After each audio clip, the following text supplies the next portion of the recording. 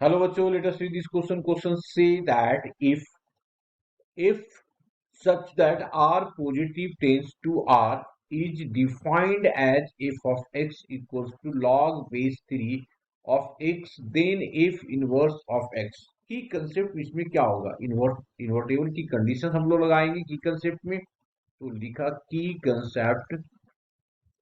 Concept क्या होगा? If y equals to f of x is 1 onto 1 onto then y equals to f of x is invertible function, है ना? Invertible invertible function okay. Now अब हमारे पास क्या दिया हुआ है जी? दिया हुआ है, गिवन है हमारे पास, given that y equals to f of x is equals to log of base 3 of x, base 3 of x। अब इसको हम लोग सबसे पहले इसकी ग्राफ बनाएंगे। तो इसकी ग्राफ हम लोग देख रहे हैं ना कि बेस जो है हमारे पास 3 है, मतलब 1 से बड़ा है। तो इसकी ग्राफ कैसा होगा? इसकी ग्राफ इस तरीके का ही होगा, इस 1 से बड़ा होगा अगर इसकी वैल्यू, तो इसकी ग्राफ यही होगा। तो इसका मतलब y equals to log of ये 3 ऑफ x की ग्राफ हो गया। कट कहाँ कर रहा है ये? 1,0 पे। ओके, अब इसको देखो डोमेन और रेंज क्या आ रहा है। तो सबसे पहले देखो ये बाई एक्सिस को कवर कर रहा है, पूरे बाई एक्सिस को देखो ना, ये पूरे बाई एक्सिस को कवर कर रहा है। इसका मतलब इसका रेंज जो होगा आर, और कोडोमेन भी आर दिया हो तो कोडोमेन और रेंज बराबर हो गया। इसका मतलब ये ऑन टू फंक्शन हो गया। और इसके बाद यहाँ पे देखिए हमें 1 1 के लिए parallel to the y axis, sorry x axis एक लाइन खींच दीजिए।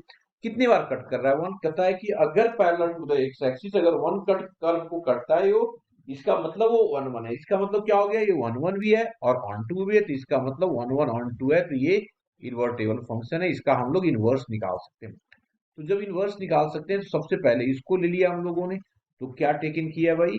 टेक किया हम लोगों ने, take y equals to f of x, y equals to f of x। तो इसको लिखेंगे x is equals to f inverse of y, that is first।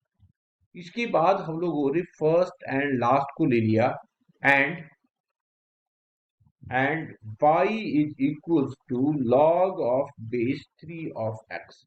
This implies that x is equals to 3 की power y। इसको equation second ले लिया, मैंने लिखा from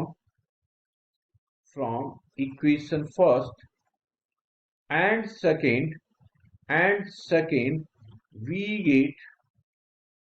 we get क्या हो जाएगा जी?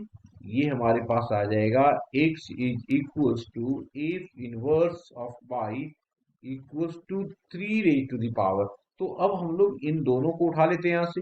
तो जब इसको उठाएंगे तो क्या आ जाएगा? आप देखिए, आप लोग इसकी वैल्यू हो जाएगा f inverse of y is equals to 3 की पावर y।